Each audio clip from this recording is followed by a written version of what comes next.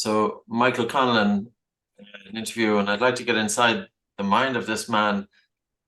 Michael is a boxer, for those of you who are international. He's a household name in Ireland, and I think you've had 20 fights with 18 wins. So you've Yeah, got quite a significant record. yeah, I'm going to kick off with the first question. You're 31 years of age. You're from the north of Ireland, yeah. and what got you into boxing? So how does one fall into boxing? Well, in Belfast, there's a boxing club on almost every corner, and for me, I just wanted to be like my older brothers, and them two were sent to the gym. I was four brothers. I have four brothers, and two older and one younger, and the two older ones were sent to the gym to learn how to defend themselves. And it was the oldest one I always wanted to be like my brother Jamie, who's now actually my manager. Um, So I just followed them to the gym, and I kept going to the gym. And I remember the coach in the gym at the time. I was only 7 years of age. The coach shared it and says he needs to get out. He's too young. Now you're meant to be 9 is the youngest, or 10 is the youngest you can be here. He's too young. And I cried my eyes out. And then I So you went and loved it. joined. I loved it because it's just not that I loved the boxing. It was just I enjoyed the boxing. I enjoyed the thought of everything and the macho-ness of it all. And I like playing up the things, but I just wanted to be like my older brother, and that was it. It was nothing else but that. I wanted to impress him and show him how good I could be. So I just kept going just to try and be like him. And then when they kicked me out, I ended up having when I left. That club's over the north side of Belfast. We're from the west. I ended up joining a local boxing club to where I lived, Clonard Boxing Club, and I went there. They took me in. They took on all ages. So I went there and I was flying and I was like sparring and stuff, and I picked it up really quick. Different than my other two brothers, I picked it up much quicker. Um, and then I had like a little club show, a little mess with fight, and the coach of the club at the time, Sean McCaffrey, he was there, and he rang the house and says, "Tell him he has to come to the club. He has to join. He has to come back to us. He's not allowed to be in that club now." So I was happy. It was just I'll go back and train my brothers now. So I went back, and that's where I stayed for the majority of my career, my amateur career, and then towards the end, a bit of how things get in clubs, disagreements and stuff, and I ended up leaving and joining the first club I actually boxed for there towards the end of my career, and I ended up still winning everything I won. So and they got the accolades, which is lovely. It's cool. And is there any mentor that kind of stood out for you? Like, was there one? So, because sometimes I feel we need to come across one individual when we're growing up, and that person can kind of identify with us and say the right things to drive us forward. Did it happen to you, or was there a number of people? There's probably a number of people, my whole family really, but so Jamie's the oldest, Brendan is second oldest, I'm third. Me and Brendan, we didn't get on too much because we were both in the middle. So it was always a competition between us, and he never let me do good. But if there's one mentor, it would have been Jamie because he was always the one, even when I was a kid, just saying, like, I remember him like doing interviews all saying, he's the best of all of us. He's unbelievable. He's better than us and stuff, and always bigging me up. And the brother in between is always like he's not better than me, and a little bit of back and forth from me and him. But he always just kind of built me up and gave me a real like kind of self belief in myself. And my mum as well. She was fantastic at it. She was reading the secret before anybody was reading the secret and telling me I needed to do this and do that. And she was always like saying positive things and um kind of just instilling that inner resilience and inner self confidence. So it's cool. So your mother was reading The Secret. That's the book that was put out there by, I think, Rhonda Byrne back in the Yeah, day. Ron, Yeah, yeah. yeah, yeah, Wow. yeah. It was a really long time ago, and I know over the last load of years it's got really popular again. But I think it was when it only came out. She was reading it, and I was like, I used to be like, oh, whatever, whatever. And she was like, no, like say it and it'll happen. No, it's here. And obviously there needs to be action behind that. You can't just say things and happen. So I was doing the action, but and then I was believing in it as well and knowing things as well. And I think when I won the world championships, and still the only Irishman ever to win the world championships in the amateur boxing system. And when I done that, I was alright. I remember the week of the fight, or it was the world championship, so it was loads of fights. But I remember the day before the final, I was just saying, I'm already world champion. I'm just going to pick up the title. And I already had the kind of self confidence, self belief in my head, and I kind of put it down to reading that book. But obviously, reading the book helps, but you need to add in, the action, and that was one thing I was doing, was adding in the action and putting the work in. Yeah, it's really interesting. Do you ever feel that life sometimes directs you in certain ways? Because you obviously were pretty aligned with boxing. Do you ever think that sometimes things fall into place and it's because of your alignment? Like, people might be saying, well, I'm going to be world champion. Of course, you can say it easily in your head, but it doesn't mean a whole lot. Yeah. Have things fallen into place for you? I think so. I remember when I was 16, I got these rosaries tattooed on 17, just turned 16 or 17.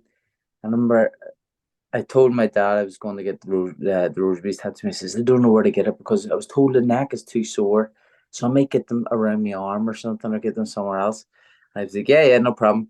He didn't think that I would go and get them around my neck, because he was like, you'd be too afraid.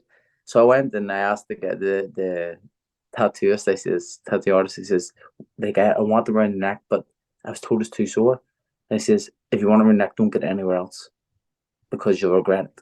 And I was like, all right, so get it around the neck. But I remember coming in after, and my dad just come in, what the hell have you done? He says, you're never, it was at the time when tattoo show and stuff, people weren't getting jobs and stuff. You're never going to get a job now, you fucking idiot, all this year. I says, what are you on? I was like, starting to like, well up and cry a wee bit. I was like, I don't need a job, I'm going to be a boxer. So I'd already said it from there, and I had to follow through with it, obviously, because I had the tattoo. So yeah. So you're obviously very spiritual, Michael. You like in terms of that, and sometimes I often feel that there's a loss of the spirituality, whether one goes with institutionalized religion or not, but something in that there's a being outside of us. And Katie Taylor's falls into the same space as well. Do you why? I would be religious, but I wouldn't be. Katie's a very devoted Christian, and very much practicing stuff every day. And I wouldn't say I'm a Catholic, and I wouldn't say I'm a full on practicing Catholic, because I'm not. I can't say here. I'll be lying. I'll be sinning right now if I was to say that. But I've always just believed in God, higher power, everything.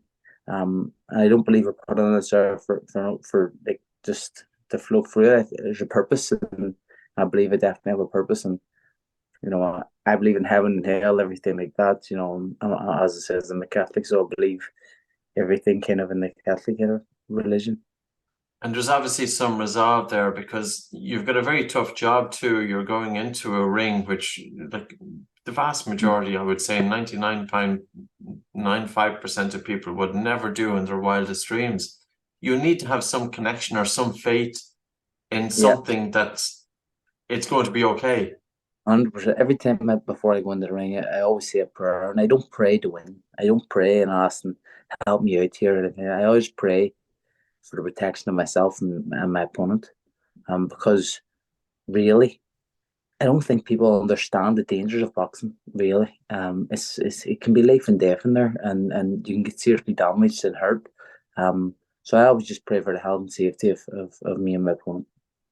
Boxers are nice people in general, the people that I met. And very often, like, so you were coming from Northern Ireland, it was a tough place. And probably, do you think boxing actually brought a certain calmness to it, because young boys growing up, they had a purpose in boxing? Well, I grew up at the tail end of the Troubles. I was born in 91. I think the coup for it was 96 or 97. But like, I remember growing up, and you seen like the soldiers, British soldiers and stuff, patrolling the streets, and that was normal. If we look, you don't see that now, but if you look and go Afghanistan or somewhere like that, and you see the soldiers, that was Belfast and the north, really, for a long time. So I think there's definitely it's definitely hard. And I think, you know, like a lot of the stuff for the mental health stuff in the north is generational trauma coming through all that stuff probably. But yeah, but that was normal, and I think that, you know, boxing just made it easier, and, you know, boxing in a sense saved me from a lot of things. You know, I got up to no good throughout, like from the ages of like 11 to 16, like doing things where if I had been caught, I know that like my dad or my brothers would have killed me, taking drugs to out there, and like I was only young, but like because we grew up in West Belfast, a very depraved area, and you know it's what like is very big in depraved areas is drugs, isn't it?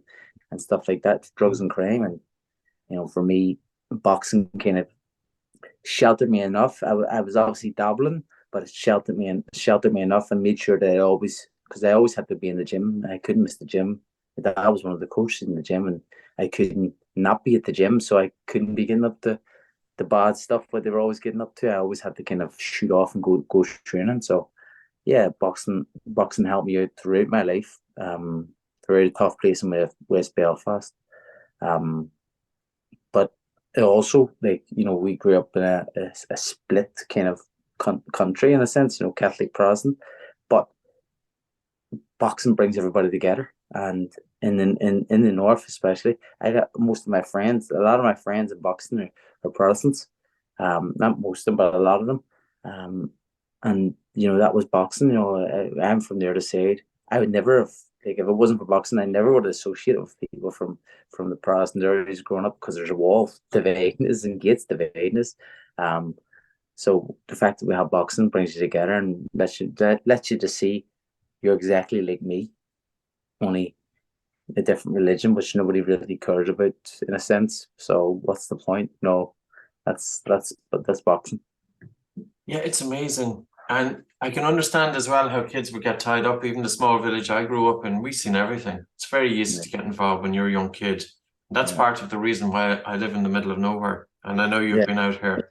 Yeah. I purposely removed ourselves from it because I figured I didn't want my own children to be exposed to it. And of course, not everybody is in a position to Yeah. be in the middle of nowhere. Yeah. You know, and I can also feel for the young kids growing up sometimes is that you can't really choose who you're going to hang around with. You have to hang around with everybody, because otherwise you are the one that will get, you know, you're the one that's kind of standing out a bit. Do you think that the coaches, because I'm always fast, I think Belfast is a super city, and you know, I've been there on quite a few occasions with Sinead as well. We've always had a great time, and I think it's so much going for it.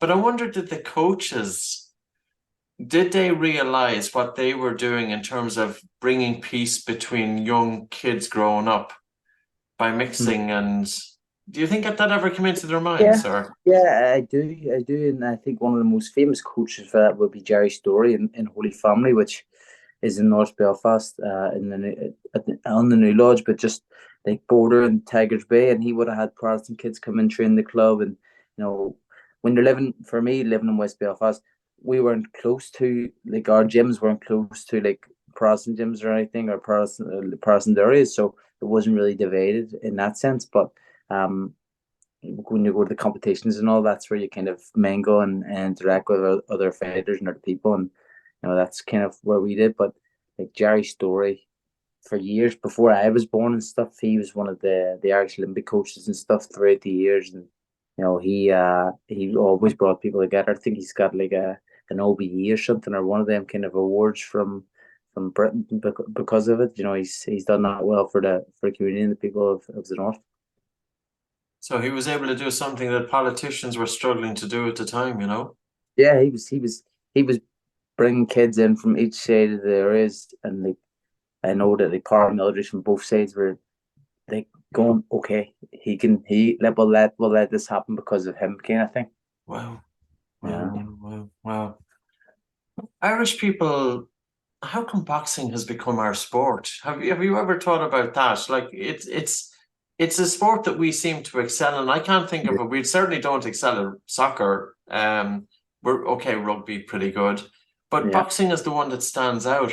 Do you Yeah. think on a world class level, do you think there's something in the Irish psyche or Have you ever thought about it? Yeah, I think it's, being colonialized by Britain for a long time and having that kind of fight in is the fight back, and that kind of something to prove situation, especially in Belfast as well with that. That's massive up there, I think. And I think we've always been like we're one of the smallest countries, in world boxing who do so well, but we have so much faith in us for being such a small country. I mean, I think that's just like us. I'm short, so I always say we're all small in Ireland, and we just have small man syndrome or something. But no, we're a very good fighting country, especially for the size. And I know in the amateurs and stuff, they used to call us the Cubans of Europe because Cuba is obviously very small too, but they produce the best boxers, and that's what we were doing in Europe. So, yeah, we are a small country, but we're fighting. We always have something to prove. I think a chip on a shoulder kind of thing. But even, outside of Ireland as well, like there was always talk that different professions, different nationalities went into different professions in New York, and if you were Irish, you either became a policeman, Yeah, or you became a boxer. yeah, Like yeah, it's mad, isn't it? It's mad. yeah, Yeah, I often wonder, and it comes back to what you were talking about, trauma yeah. and the environment that we're growing up in, that I think it does be passed down generation, and it may even be passed down to DNA. I don't know, like, who knows? Um, in terms of you, natural ability versus hard work, and also if you were working with a young kid, Yeah. what do you think? What are the qualities? What are the ingredients that make somebody to reach that high level? I think no matter how naturally talented you are, if you don't work hard, you're not going to achieve a quarter of what you can. For me, I wouldn't say I'm naturally talented. I pick things up quick enough because I work hard, and one thing about me is, and I ask anybody who trains me, they'll tell you, I'll train like non-stop. I push myself. I'm the kind of guy who needs a coach to tell him to stop training because I want to push myself so hard. I just want to make sure I do everything. And I think that comes from probably a fear of losing. I don't like losing, so I always try to do everything I possibly can to not put myself in that position. It's probably to my own detriment at times because I probably overdo it. I think I definitely have in a few of my fights. I've probably overtrained. I'm not saying that with the ones lost, just in general. Um, but I think you need definitely hard work. Talent is good, and I have talent. If you have that extra bit of talent, that's a little special bit of natural talent, fantastic. But you can still achieve whatever you want to achieve if you work hard enough, I believe. And alignment. Would you ever have seen yourself doing anything else? Is this your sport? Nah, this is what I always would have done. This is what I always would have done. I always knew that I was going to be a boxer from when I started. I knew that I was going to be a professional boxer and stuff, and that's how I would earn money in life. And I could have knew that from a young age and believed that from a young age. So that's probably what happened because I had that belief. I like growing up. Like, I'm 31 now, as I say, but like the years of like 17 until probably 20s, probably now, even now, like I miss so much in life in terms of events, like going out when you're younger and stuff. You have to, yeah, like you just have to sacrifice things like that. So I've sacrificed loads of stuff growing up. I've missed like birthdays, weddings, my own kids' birthdays, um, you know, christening, all the events you can think of. I've missed them all at some stage, and nights out, holidays away. I've missed loads, even family holidays with my own kids. I've missed because I've been in training. And I think I know that sport is a short career, so if you can give it your all for a certain amount of time, once it's done, it's done. You can move on, do whatever you want to do, and try everything you want to try.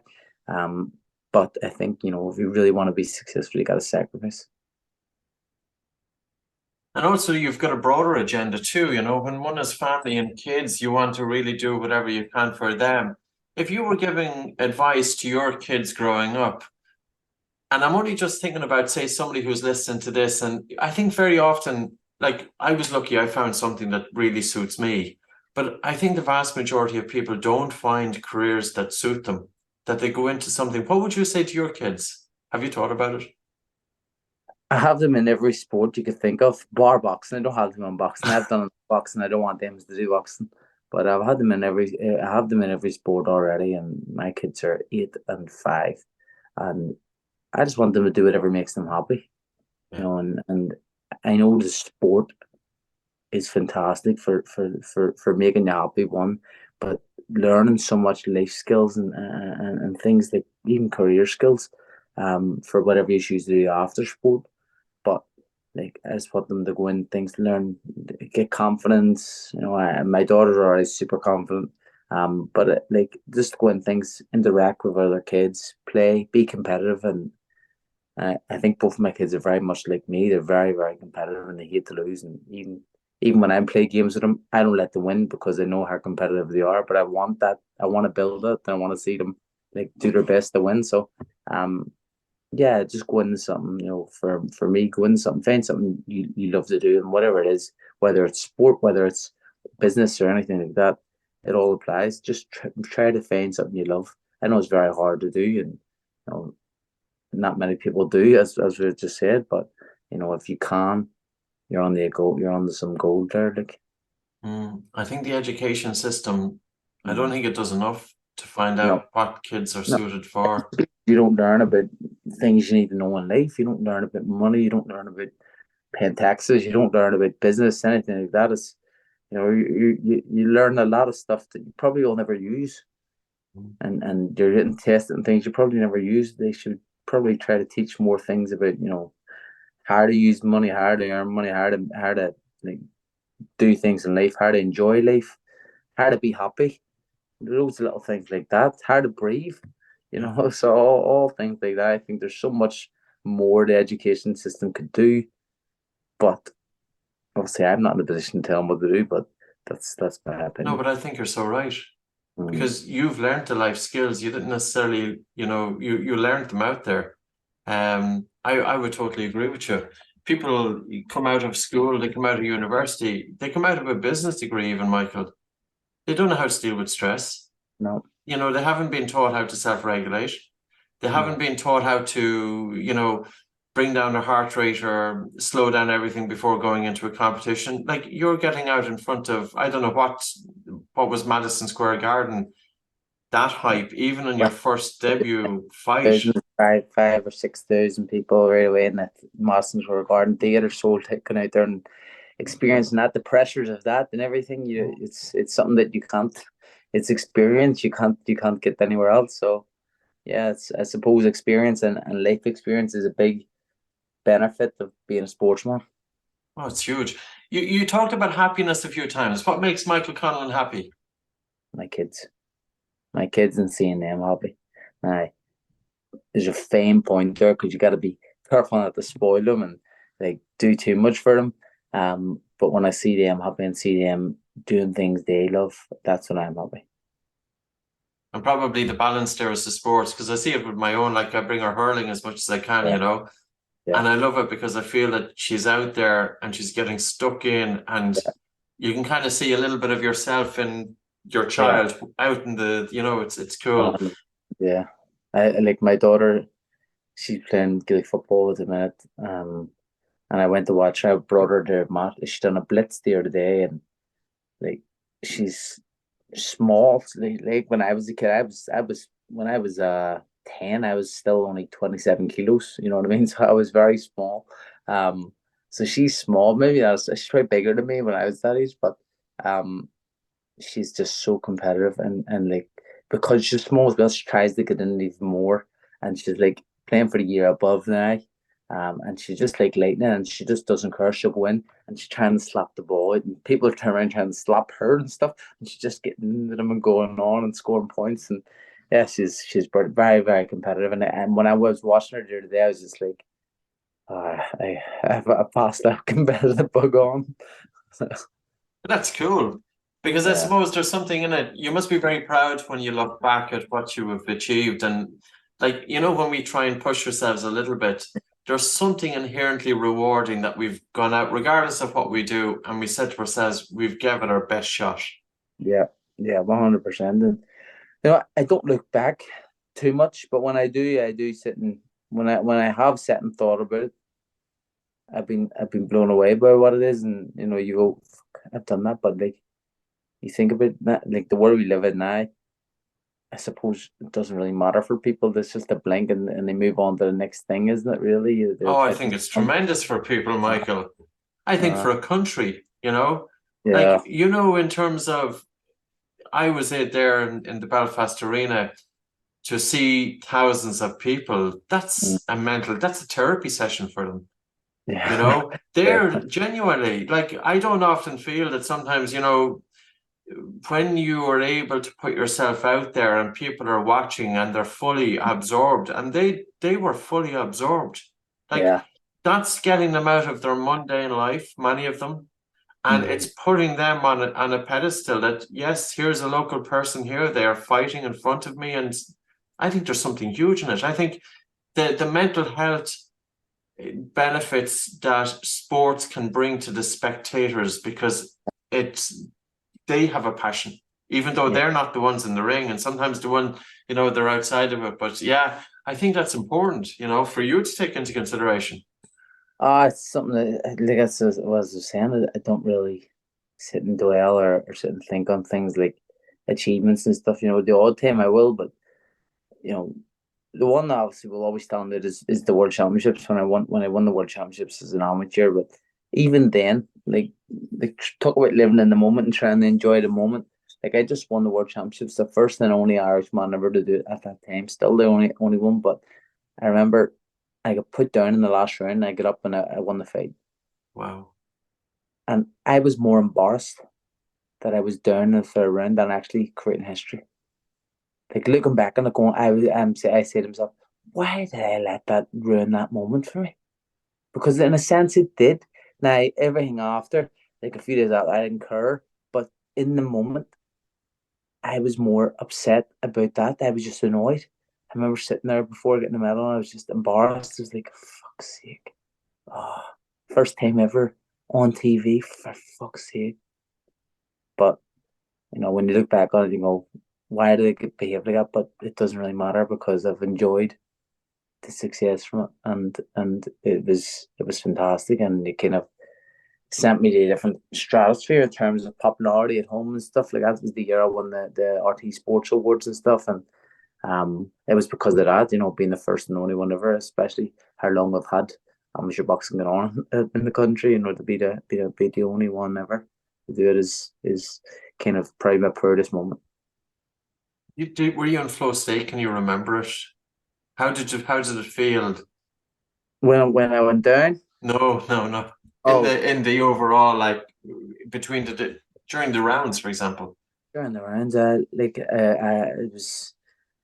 wouldn't have a game plan in that fight, and the game plan was the boxing move, and I knew within the first 10 seconds that I wasn't going to be able to do it. I had to stand and fight the guy because he was too like aggressive coming forward and like throwing too much punches. So the only way I could like be able to keep him off was just to meet him at his own game and beat him at his own game, and that's what I done.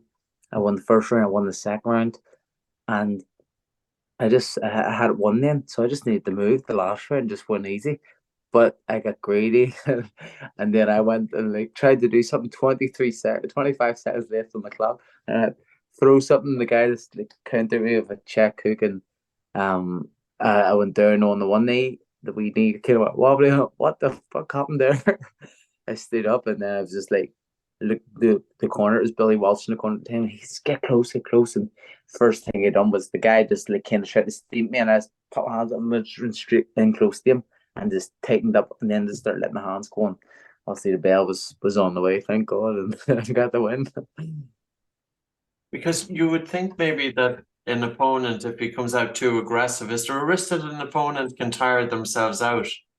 Yeah, always, but there was 23 seconds left on the clock. But I knew that with him, seen his fights throughout the championships, and he was able to maintain it for that amount of time. And I think that with him doing it and him expecting me to move, I kind of ruined his game plan because I stayed on, and it was that was just a split decision in my own head, to be able to switch it up, and That's probably something I need to get back to, is just making my own kind of decisions now. It kind of reminds me of that quotation that everybody knows from Mike Tyson. Yeah. Everybody has a plan until you get a box Yeah. in the nose. Yeah. So Exactly you were that. able to change it though. But Yeah. that's again is life, because Yeah. like even in business, you'd be writing out a business plan. I've never written a business plan because I've never any idea where anything is going. Yeah. And sometimes it's nice that we have to kind of go with the Yeah. Go to go with the flow. moves, go with the Yeah. flow. Yeah. I always remember, and I'm sure everybody in Ireland remembers that decision. I think it was Yeah. the 2016 Summer Olympics, and you spoke your mind, which many of us would admire you. Can you just talk about that? Or do Yeah. you feel comfortable talking about it? I'm comfortable talking about it. It's no problem at all. Yeah. When I look back on it now, I think it was probably the best thing that happened in my career.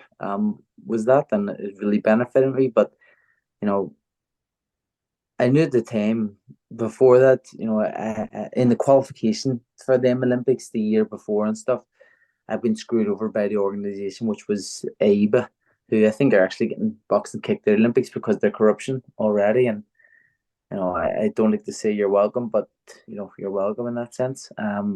For calling it out, but there was so much decisions throughout my amateur career when you've lost and you're going, how did I lose? I didn't lose that, but obviously there's different hands at play, and one of them happened. And I remember the fight actually qualified. I fought in Venezuela in WSB, which was like semi-pro at the time, but it was like a qualification route for the Olympics through AIBA, and 5 rounds, no head guards, no vest.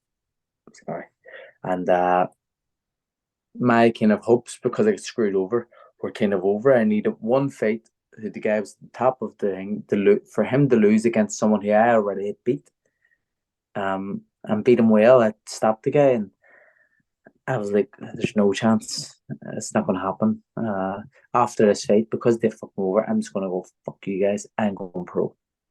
But I went into the fight. I remember saying to the coaches at the time, I'm just going to go and try and knock this guy out. And the coach was like, what are you doing? Don't be doing that. Just box. Just do what you have to do. He says, nah, fuck it. I'm done anyway. So I'm just going to try and knock him out. So I went into the fight against a Venezuelan in Venezuela, in Cacaras or Cacras in Venezuela.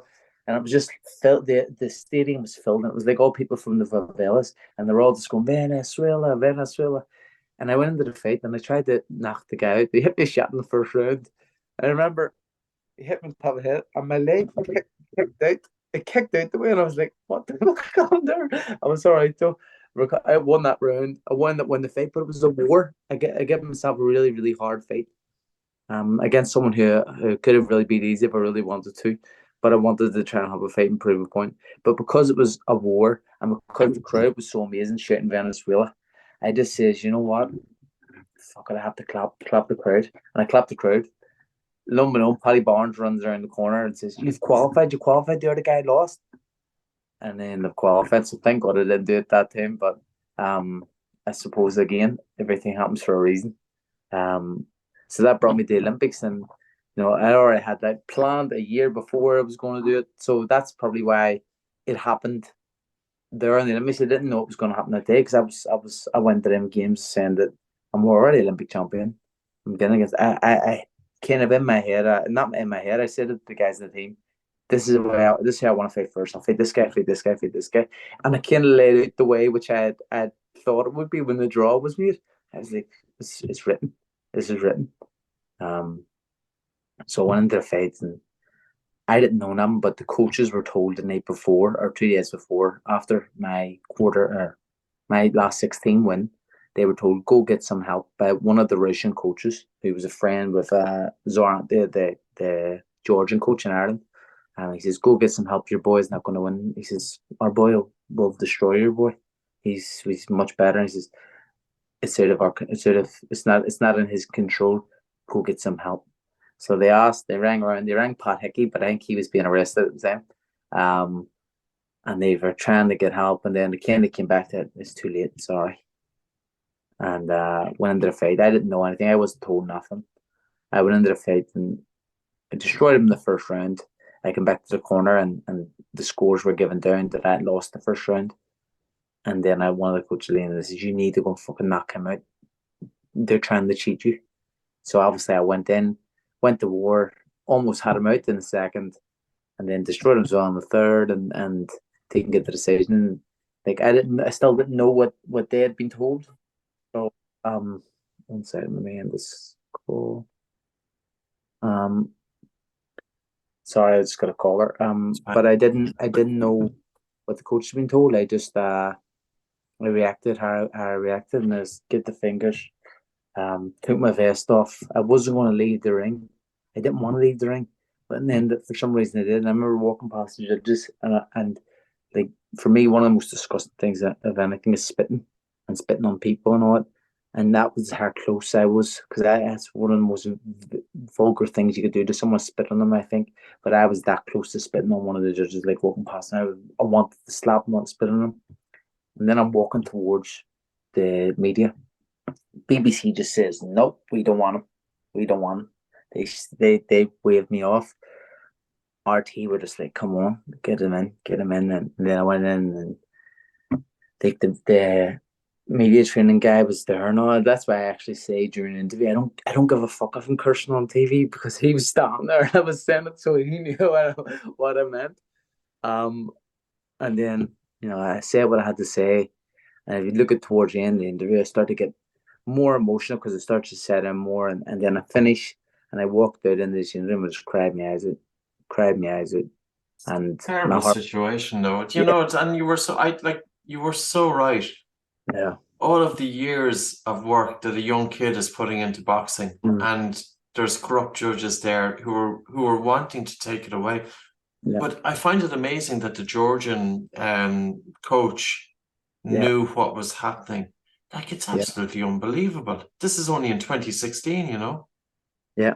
Well, they were told, and they reached out to so many people, and obviously trying to reach out to the Irish delegates and stuff, but they were occupied. But and then it came back that it was too late, and unfortunately, things happened what happened. But would I change it now when I look back on it? No, I wouldn't, because a lot of the people that won gold in them Olympics have been on my undercards, and that's the thing. Like it shot me to kind of superstardom worldwide.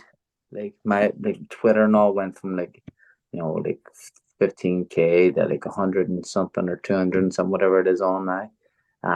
Instagram went from like 20 to like 100 and 200 or something. I don't know what's that, but it went really high. Everything went really high really quick, and then I done the silly thing of tweeting Putin. I tweeted Putin, "How much did you pay them, bro?" And when I done it, it got like so much traction on social media. I half regretted it. Then I was like, some cunt's going to hit me with an umbrella, and I'm just going to dash something. I shit myself. I was like, oh, why did I do that? But I suppose when you're in the moment, you just do things. That's it. Yeah. I didn't realize about that one. That's funny. Yeah, and you know what? The other thing, then, it could be a little bit of a head wreck afterwards when something we do something in the spur of the moment. I think you were so right. Yeah. In a bit of research about a year ago, I was just kind of going through it, and I was going through what did people and how did they feel with it, because especially for an international group of people that will be listening to this, the comments were very favorable towards you, because they knew that you had been robbed. And Yeah.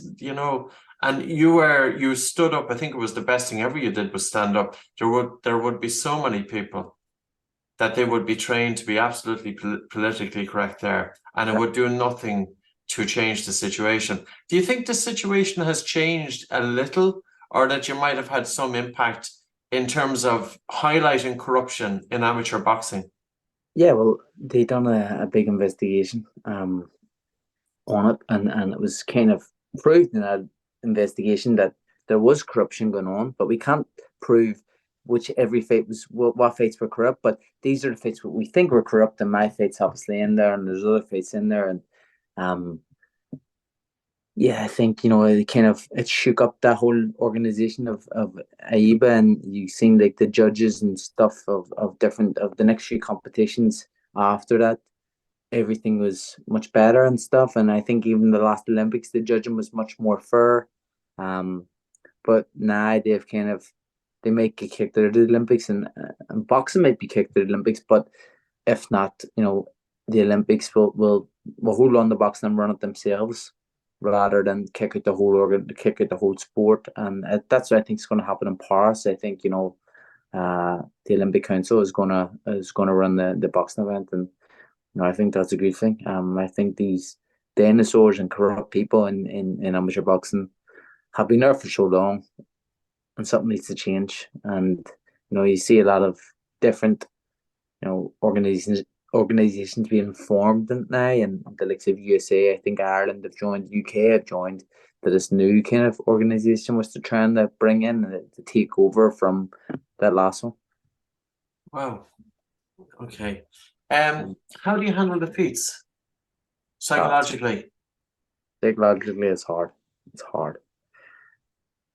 It's one of the hardest things I've dealt with in life, really. The fact that, like, in the amateurs, that I was spurred on by that loss because I knew I won. So it wasn't like a loss. I knew I won it, and so many people had agreed with me, as we said, and like it made it much easier seeing it and seeing how it changed in the like fucking worldwide known like overnight. And this time, and as a pro, when I was a pro, and the two losses I've been in front of tens of thousands of people, and then hundreds of thousands, if not millions, worldwide, and when they're watching it. And when you lose, you're losing in man-to-man combat, and that's something us as primal beings, that it's one of the first instincts, isn't it, to fight or flight. And the fact that when you lose that, how do you actually feel? And when you're doing that in front of so many people, and then now with the world we live in, you have social media where everybody has an opinion, and not everybody's opinion matters. But me being a guy on social media, I see it, and it's hard. It's not nice, and you have people who just want to kick you when you're down, and just talk shit about you and say everything, criticize you. And then even leaving the house and stuff after losing is always a nightmare for me. I just don't want to see nobody. I don't want to speak to nobody. I don't want people coming up to me and going, "They're hard luck in the fight." I'm going, I just don't talk to me. Just leave me alone. It's hard. Embarrassing. How I've dealt with the two defeats. So one was March 2022. The second defeat was May 2023, and there was two fights in between them. I obviously won, but those two losses. The first one, I went away to Portugal for a month right away. I just left and went to Portugal, and for the first week, I didn't move from the room. My missus was like, "Come down and play with the kids and stuff." I'm like, "No, I'm not doing that. I'm staying here." And I was properly really down. But because of that was a fight of the year, and the performance and everything up until the point where I lost, was unbelievable. It wasn't as bad to take the last one because I didn't perform and because I was beaten by the better man on the night. It was just very, very hard to swallow. And I actually considered just going, done. Don't think I can go through this again and have to do that build up towards another world title again and go through the fights which you have to have in the spaces in between to get to that world title. And the training camps, I'm away in training camp for 12 weeks at a time. That last one, 16 weeks, probably overtrained in a sense. But like that's away from my young kids, I'm missing birthdays and missing everything. Almost missed my daughter's communion, but she wouldn't allow me, so I had to fly back. But yeah, it's like, yeah, I was considering retiring because I was like, I don't think I can do this again. And having to go through this, if I was to lose again, and that feeling again, it's very, very hard to take. But it took me, and immediately after that one, so I fought on Saturday. On the Tuesday, my missus had booked Disneyland Paris for the kids, so I had to go to Disneyland. And I was probably the last place I needed to be because I was mad, like down and depressed. But it took me 3 days in Disneyland to realize that no, I need to go back to boxing. I need to get another training camp here. I can't be staying in Disney. So I just had I sit down with a family, sit down with people close to me, and we spoke and asked the questions. Do you still think you can be world champion? What do you think I need to change? I think my brother and stuff I asked, and people who are most honest with me. And I got the answers I wanted, and that's why I had to say that I wanted to continue. I think there's a lesson in that for everything. Life is, we all face adversity. Everybody listening here. Number one, as a man, I can identify you went into your cave. Yeah. And I feel sometimes that's the best as a man. We have to hide somewhere. I don't know why that is, and I'm sure people have written about it. But then the second point is you reached out to your family because you can always depend on them. Yeah.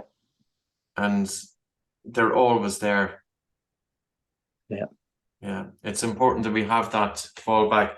I'm just conscious of time. And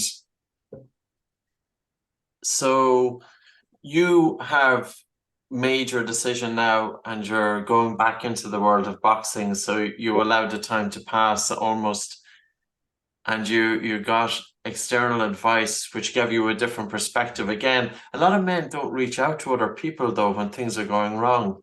It's important, isn't it, to have a sounding board? I'm not someone who hates my emotions, as you can see at the Olympic interviews and stuff. But in general, I don't hate emotions. If I feel a certain way, I'll say it, and I'll say it to whether it be my missus, my brother, or anything, or my mother, or anything. I'll say it, and I'll let people know how I'm feeling. I'm not going to be. I'm not the guy who builds everything up and then does something stupid. I express my feelings a lot.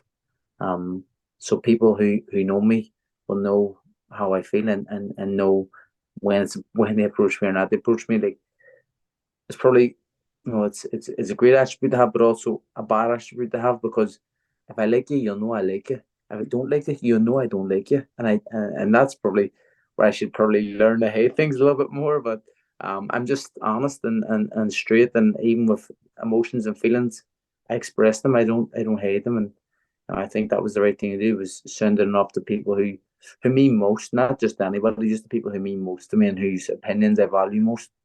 Um, and when I got the answers, which was I had to be honest answers, because as I says earlier in the podcast, boxing's a very dangerous game, and you can't be in a half-assed.